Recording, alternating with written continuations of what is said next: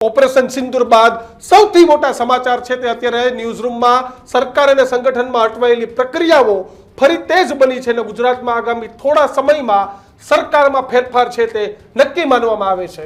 બિલકુલ, તો સાથે સંગઠનમાં પણ ફેરફારોની પૂર્ણ શક્યતાઓ। છેલ્લા ઘણા સમયથી ગુજરાતમાં સંગઠન ફેરફારની વાતો, સરકારના મંત્રીમંડળમાં બદલાવની ચર્ચાઓ તેજ। વિધાનસભા સત્ર બાદ પ્રસ્તાવિત મંત્રીમંડળનું થવાનું હતું વિસ્તરણ।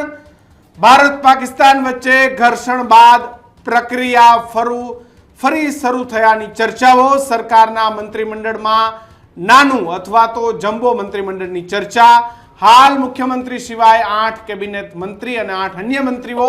સીએમ ભૂપેન્દ્ર પટેલની પ્રથમ ટર્મમાં 25 સભ્યોવાળું મંત્રીમંડળ। કાયદાની મર્યાદા અનુસાર 27 મંત્રીઓ રાખી શકાય છે।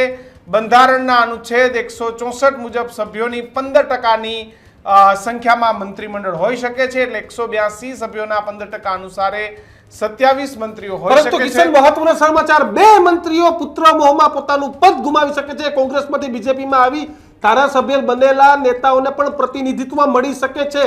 નવા મંત્રીમંડળમાં તમામ સમાજને યોગ્ય પ્રતિનિધિત્વ મળશે। ઓબીસી સમાજને સૌથી વધુ પ્રતિનિધિત્વ મળવાની પ્રબળ શક્યતાઓ છે તે આ મંત્રીમંડળમાં દેખાઈ રહી છે। ઠાકોર અને કોળી સમાજને સૌથી વધુ મંત્રીમંડળમાં પ્રતિનિધિત્વ અપાશે। વય અને વિવાદને ધ્યાનમાં રાખીને કેટલાક મંત્રીઓને કિશન ડ્રોપ કરવામાં આવશે।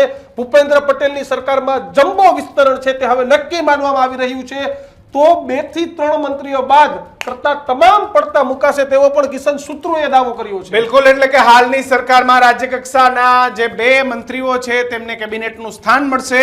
નવા મંત્રીમંડળમાં 8 જેટલા નવા ચહેરાઓને કેબિનેટનું સ્થાન મળશે।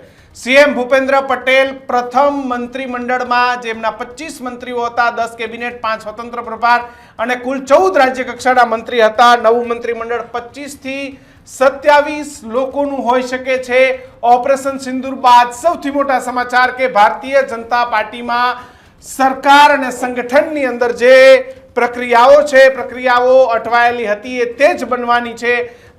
ભૂપેન્દ્રભાઈ પટેલ કે જેઓનું મંત્રીમંડળ છે, ભૂપેન્દ્રભાઈ યથાવત રહેશે અને નીચેનું મંત્રીમંડળ એ આખું બદલાઈ જાય તેવી પૂર્ણ શક્યતાઓ છે। માત્ર 2 થી 3 રાજ્ય કક્ષાના મંત્રીઓ છે એ રહે તેવી શક્યતા છે, એમને કેબિનેટનું સ્થાન મળશે।